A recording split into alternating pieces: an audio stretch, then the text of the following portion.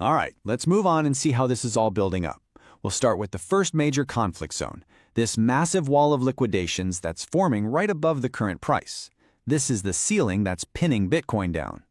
And this side-by-side illustrates perfectly how that pressure is actively getting worse.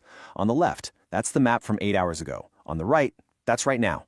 See how the zones above $88,000 have gotten way brighter, way denser? That's more shorts, traders betting the price will fall, piling on, which just creates an even bigger target for an upward squeeze.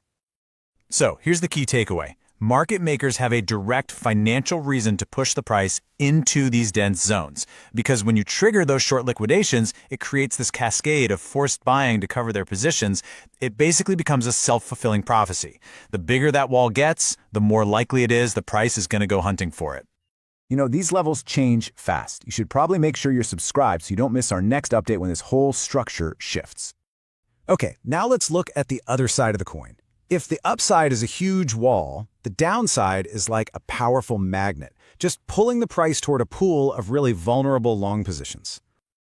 And we can see it so clearly right here. This massive, bright yellow line has formed right around the $85,000 mark.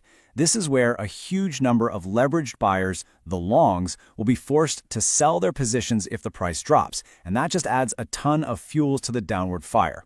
So which force is stronger, right? You've got a growing wall of sell-side liquidations pushing down from around 88.5, and then you've got this dense, super